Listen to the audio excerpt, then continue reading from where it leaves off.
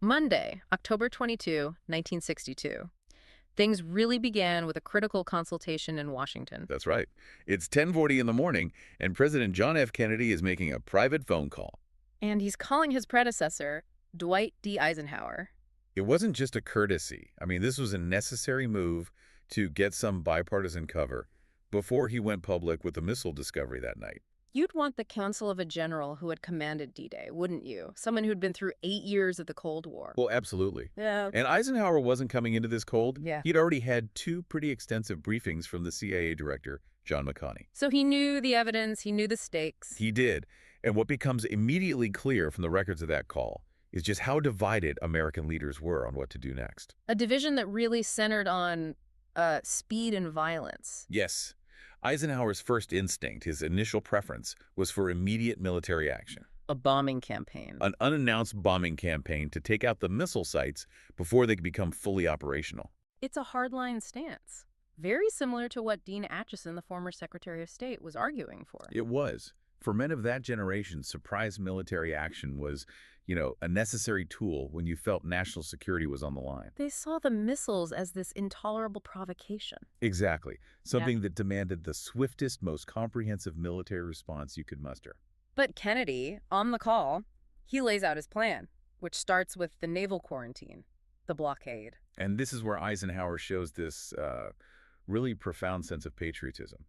Despite his own preference for a strike, he accepts the logic. The political and diplomatic logic. Right. He understood that going straight to war could fracture the entire Western alliance and, frankly, hand Khrushchev a huge moral victory. So having Eisenhower sign off, that was a massive political win for Kennedy. Oh, it was everything. It showed a united front. Yeah. But Kennedy then pushes the point about escalation. He talks about the next step, the low-level surveillance flights. And he's very pragmatic about it. He basically tells Eisenhower he assumes the Soviets or Cubans might shoot down one of those planes. And if that happens? Air attacks would follow immediately. He was telling Ike, the blockade's just phase one. A military fight is very likely coming, maybe in a matter of days. And after hearing all of this chilling assessment, Eisenhower gives his support. He does. His final words on the strategy were, "I personally think you're really making the only move you can." A critical endorsement? Absolutely. Yeah. It solidified the path forward. But the conversation then shifted to another deep anxiety in Washington. The Berlin-Cuba linkage theory. The fear that Cuba wasn't the main event, that it was all just a giant diversion, a gambit by Khrushchev to get leverage over West Berlin. And that theory had some powerful supporters inside Kennedy's own circle. It did. Llewellyn Thompson, the former ambassador, was one of the loudest voices. He'd spent years dealing with Khrushchev directly. Right. And he kept telling Kennedy that West Berlin was what really mattered to the Soviet premier. He thought Khrushchev was squirming because his ultimatum on Western troops in the city was running out of time. So for Thompson, Cuba was just a diversionary ploy. Exactly. And if he was right, an attack on Cuba would trigger an immediate Soviet takeover of West Berlin. It would change the whole game. This is where Eisenhower's experience comes in, though. It really does. He offers this shrewd counter-guess. He says he does not believe there's a linkage in Kremlin thinking between Cuba and Berlin. He saw Cuba as the main event. He saw it as Khrushchev's grandstand play, a direct attempt to change the global nuclear balance. And that insight must have been crucial for Kennedy. Incredibly valuable. Because if the U.S. had bought into the linkage theory completely, the strategy might have involved troop movements in Europe, maybe even concessions. It could have accidentally handed Khrushchev a win there. And as it turns out, Eisenhower's gut was right. It was. Khrushchev was genuinely surprised by how strongly the U.S. reacted to Cuba. He'd completely misjudged how they'd see missiles in their own hemisphere. But even with all the strategy, the core issue was still the nuclear gamble. That was the existential weight on Kennedy. He asks Ike for his frank judgment. What are the chances the Soviets fire these things off if we invade Cuba? Especially if Khrushchev goes public and says an attack means nuclear war. This shows Kennedy was wrestling with the possibility of starting World War III. And Ike's response is measured, isn't it? It is. He says, I don't believe that they will. He offers his best judgment. But even that couldn't have been a complete reassurance. No. Kennedy's reply, with what was described as a resigned and uncertain chuckle, was just, yeah, right. That one little moment, that laugh, it just captures the terrifying loneliness of that decision. No one, not even Eisenhower, could guarantee what Moscow would do. The fate of billions was on his shoulders. Almost immediately after that call, Kennedy pivots to the most urgent internal threat. Unauthorized escalation. Right. From 11 a.m. onward, he starts coordinating briefings for allies, for the UN. But the immediate focus was securing the nuclear trigger. He knew this moment would be studied by historians. And the research shows he insisted on it. He wanted the tape recorder switched on. Specifically to get his explicit orders regarding the U.S. Jupiter missile sites in Turkey on the record. Those missiles were strategically obsolete, weren't they? They were, but their existence on the Soviet border gave Moscow a powerful symmetry argument. They were a key bargaining chip. And Kennedy's demand was absolute. No nuclear weapon was to be launched without his personal authorization, no matter what provocation the Soviets offered. He was essentially taking away the authority of commanders in the field to launch understanding orders. He was. He was deeply suspicious of the military's instinct to escalate. He told Undersecretary Paul Nitze, "I don't think we ought to accept the chief's word on that one, Paul." And that did not go over well with the Joint Chiefs. Not at all. Deputy Defense Secretary Gilpatrick reported back that the chiefs objected strongly. They argued it compromises their standing instructions. It's a fascinating look into the bureaucracy of nuclear war. They value their operational independence, their chain of command, even when faced with, global annihilation. They saw Kennedy's order as an infringement. But Kennedy saw it as an absolute necessity. He reiterated his determination, explaining that the commanders in Turkey don't know what we know, They didn't have the full intelligence picture. or the diplomatic context. A single mistake, a bad radar reading, could have led to a preemptive launch. So Kennedy centralized that trigger right in the Oval Office. It was the ultimate civilian restraint on military instinct. It was. And having won that internal fight, he then had to turn to the diplomatic battlefield that afternoon. So as we move into midday, the focus shifts to formalizing everything. And that starts in New York at noon. It's a key diplomatic moment. The Soviet ambassador, Anatoly Dobrynin. He's accosted by a U.S. delegate with an urgent message from Secretary of State Dean Rusk. Rusk wants a meeting at 6 p.m. that evening. Dobrynin asks for a postponement, normal protocol. But the request is aggressively denied. He's told he must be there. That level of urgency must have been a huge signal to the Soviets. A massive signal that things had moved beyond just words. Dobrynin came straight back to Washington. And back at the White House, Kennedy is formalizing the decision-making structure. At his brother Robert's suggestion, yes. He signs a memorandum to officially create ExComm, the Executive Committee of the National Security Council. They'd already been meeting for a week, but this made it official. And that was crucial for the public record, for posterity. It defined the membership. Johnson, Rusk, McNamara, McConey, Taylor, Antle, and set a schedule. Every day, 10 a.m. in the cabinet room. Centralizing the crisis management with the advisors who favored restraint. Exactly. Then at 3 p.m., the full National Security Council convenes. And the goal here is to get everyone on the same page. Right. Kennedy opens by explaining the blockade, but he's realistic. He says it may end up with our having to invade Cuba. And a lot of that meeting was spent justifying the decision not to attack immediately. It was. He had to preempt the criticism from the military and Congress. His reasoning was rooted in geopolitics, not military weakness. Yes. The primary reason for the blockade was that a surprise attack would have sent a shock to the Western alliance that, in his words, might have been nearly fatal. It would have fractured NATO. And it would have given Khrushchev the moral high ground to take very drastic action himself, maybe in Berlin. Kennedy prioritized Allied unity over the impulse for immediate revenge. The conversation then turned to the intelligence timeline. Right. When did they really know?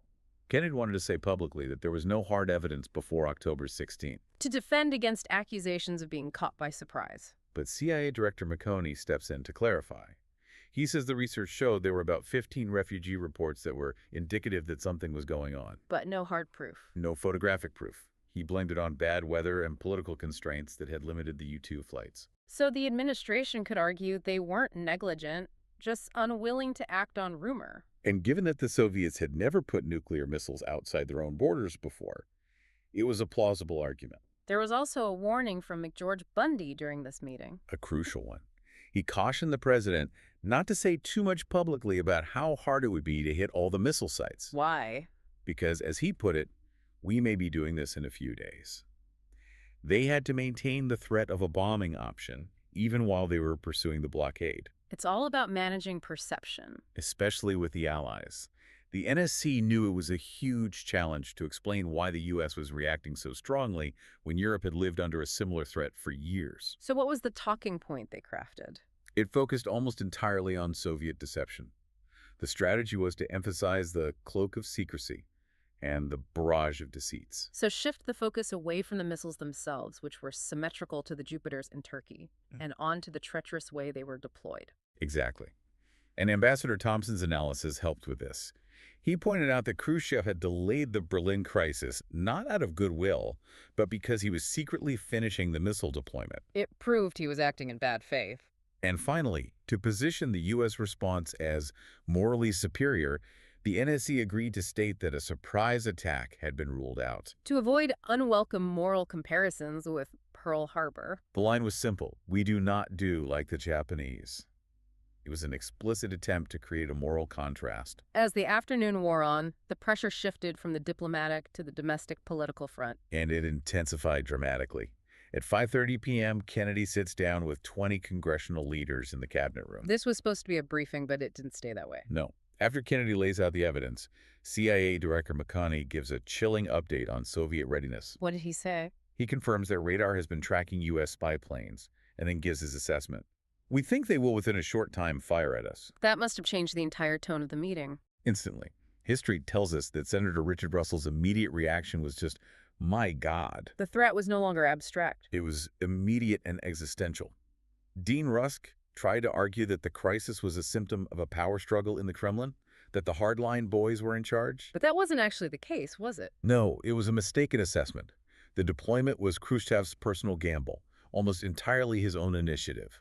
American policymakers just found the recklessness of it so hard to believe. Rusk told the congressman that the blockade was just a first step, a brief pause.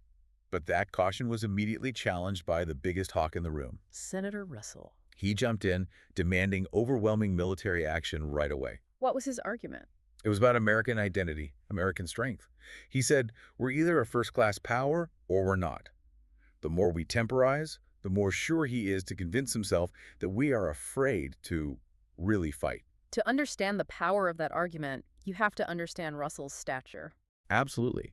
He was a Democratic veteran from Georgia, a former governor, and the chairman of the Senate Armed Services Committee, a formidable figure. His belligerence was a real problem for Kennedy. A huge problem. Kennedy pushed back on the timing. He interrupted Russell to say it was militarily impossible to invade right away. The forces weren't in position yet. Right. But he tried to placate Russell, adding, I think it may very well come to that before the end of the week. But Russell kept pushing. He did. He argued every day of delay just made it harder. And that's when Kennedy deployed his ultimate warning. The nuclear warning. He said, if we go into Cuba, we have to all realize that we are taking a chance that these missiles, which are ready to fire, won't be fired. Is that really a gamble we should take? It's a direct confrontation. The political impulse to act versus the cold reality of nuclear deterrence. And despite that warning, Kennedy still had to show he was preparing for action. So McNamara lays out the scale of the invasion preparations. And it was staggering. 90,000 U.S. troops, 2,000 bombing sorties, over 100 cargo vessels. They were visibly preparing for a full-scale war. Then another voice chimes in, Senator Fulbright. And surprisingly, he argues an invasion has fewer legal complications than a blockade. He called the blockade the worst alternative. He did. He was worried about the international legal challenges and favored an all-out invasion and as quickly as possible. It seems like for men like Russell, this was less about Cuba and more about demonstrating American power. I think that's right. Russell said it plainly. We've got to take a chance somewhere, sometime, if we're going to retain our position as a great world power. So how did Kennedy handle this overwhelming pressure? He tried to deflect it by bringing in an outside voice of caution. He read aloud a long letter from the British Prime Minister, Harold Macmillan. What was Macmillan's message? He expressed his desperate anxiety that the U.S. should move cautiously and, crucially, not trade Cuba for Berlin. He was worried Khrushchev would try to leverage the crisis? Exactly. And that external perspective from a key ally helped reinforce Kennedy's own cautious approach. But the meeting ended, and Kennedy later called it one of the most stressful of his presidency. While all this political drama is unfolding in Washington, the U.S. military is moving to a war footing across the globe. On October 22nd, all U.S. forces worldwide go to DEFCON 3, Defense Condition 3. To put that in perspective, DEFCON 5 is peacetime, DEFCON 1 is war. And they would stay at DEFCON 3 for 30 days. It was a major visible increase in readiness. The Strategic Air Command's nuclear bombers were constantly in the air, armed and ready. And the conventional mobilization was just staggering. Tens of thousands of personnel, scores of ships, hundreds of planes, all moving toward Florida and Georgia. U.S. railroads were commissioned to move the 1st Armored Division from Texas. 3,600 flat cars, 180 gondola cars, a massive logistical undertaking. Ordnance factories went to 24/7 production. All of this was for Operation Scabbards. Plan 316, the detailed blueprint for the invasion. The first armored landing at Mariel, the Marines at Tara Beach, airborne divisions dropping behind them. And what's really chilling are the expected casualties. They were anticipating chemical or even nuclear war on the ground. So the troops were issued face masks, detection kits. And the projections were stark. 18,000 U.S. casualties in the first 10 days. Including 4,000 dead. That was the projected cost. And that high cost is what kept Kennedy so committed to making the blockade work. At the same time, the U.S. was facing dissent from its allies. Very pointed dissent. In London, Harold Macmillan told General Norstad, the NATO commander, that Britain would have no part of a NATO alert. He called Washington's request rather panicky. He did. He was worried that large-scale mobilizations, like in 1914, could actually precipitate a war. He felt that mobilizing forces in Europe had no conceivable operational relevance to the crisis in the Caribbean. A completely different threat perception. Entirely. Then, late that evening, the news finally reaches Moscow. Khrushchev is at his dacha when he gets a phone call. He's told about Kennedy's impending broadcast, and he knows immediately what it means. He tells his son they've probably discovered our missiles. He knew his gamble was up. And that it was about to become a personal and political disaster. He calls an emergency meeting of the Presidium and drives straight to the Kremlin. So the meeting begins around 10 p.m. Moscow time. And by all accounts, Khrushchev is visibly alarmed. His initial fear is that Kennedy is about to announce an immediate invasion of Cuba. But his defense minister, Marshal Malinowski, tries to calm him down. He points out the military reality. A huge invasion takes days to prepare, and Soviet intelligence hadn't seen any signs of it. He thought it might just be a political stunt. A tragically optimistic guess. But during this discussion, Khrushchev clarifies his goal. He says, "We do not want to unleash a war. We want to frighten and restrain the USA." And it's in this meeting that she has a moment of realization. A profound, chilling one. He suddenly understands the peril of his secret deployment. He says, "The tragic thing is that they can attack and we will respond. This could escalate into a large-scale war." This prompts a frantic scramble for options. Can they sign a radio defense treaty with Castro? Can they just hand the missiles over to the Cubans and claim they have nothing to do with it? Which would have been seen as the ultimate provocation. As Anastas McCoyan wisely pointed out, yes. But the most terrifying part of the meeting was the debate over delegating nuclear authority. To General Pliev, the Soviet commander in Cuba. Malinowski wants to order all of Pliev's forces to immediate readiness. And Khrushchev asks the crucial question, doesn't that mean the start of a thermonuclear war? They were wrestling with whether to allow Pliev to use tactical atomic weapons if a U.S. invasion started. From a military standpoint, it made sense. Their 43,000 troops couldn't repel a massive invasion without them. They even drafted an order allowing it. But forbidding the use of the strategic missiles. Right. But in the end, they made the crucial decision to wait for Kennedy's broadcast before sending any new escalating orders to Cuba. And another grim event unfolded in Moscow that day. The KGB finally arrested their key Western informant, Colonel Oleg Pankovsky. He was taken to the Lubyanka and interrogated by the head of the KGB himself. And he confessed immediately. The timing meant the West's best window into Soviet thinking slammed shut just as the crisis was peaking. And in Havana, Fidel Castro was preparing. He mobilized his armed forces 20 minutes before Kennedy spoke. He divided the island into 3 defense zones. He was expecting a full-scale invasion. So as the world waits, the final hour approaches in Washington. At 6 p.m., Rusk meets with Dobrynin. It's cold, brief. Rusk hands him Kennedy's letter, informing him of the missile discovery and the blockade. And Dobrynin was completely blindsided. Utterly. He later said he was severely confused, since I had no instructions or advance warning. The Soviet diplomatic corps had been kept completely in the dark. Then at 7 p.m. Eastern, TV programming is cut off for the president's address. And Kennedy delivers the lines that define the crisis. Unmistakable evidence has established the fact that a series of offensive missile sites is now in preparation on that imprisoned island. He lays out the case, emphasizing the flagrant and deliberate defiance of treaties and, crucially, the repeated assurances of Soviet spokesmen. The entire moral case rested on proving Khrushchev was a liar. And then he draws the ultimate red line. Stark and unambiguous. Any nuclear missile launched from Cuba against any nation in the Western Hemisphere would require a full retaliatory response upon the Soviet Union. He's saying an attack from Cuba is the same as a direct attack from the USSR. Exactly, elevating the states to global thermonuclear war. And he finishes by addressing the captive people of Cuba, Calling their leaders puppets and agents of an international conspiracy. It was a nod to the Hawks, framing the action as liberation, not intervention. The rhetoric of that speech was so carefully crafted. It was, by Arthur Schlesinger and Ted Sorensen.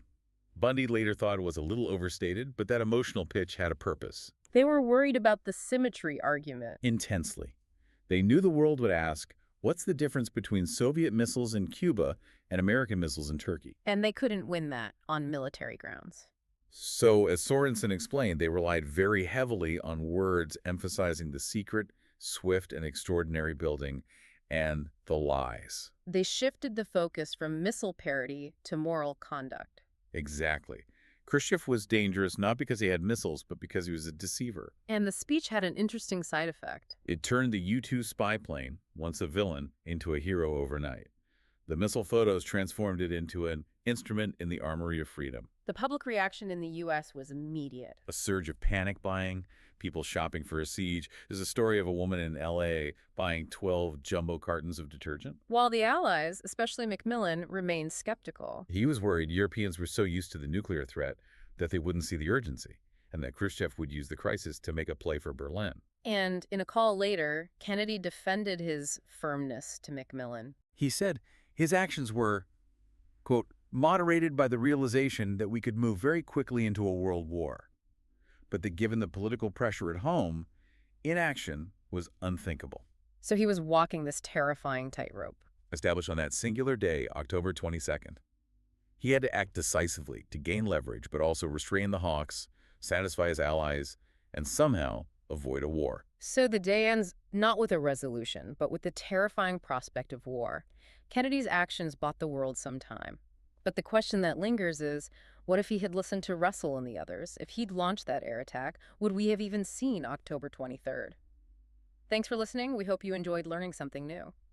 That's all for now, but in case you didn't notice, there are a lot more episodes on this subject available right now. If you're enjoying these historical podcasts, please like and subscribe and share with other history buffs.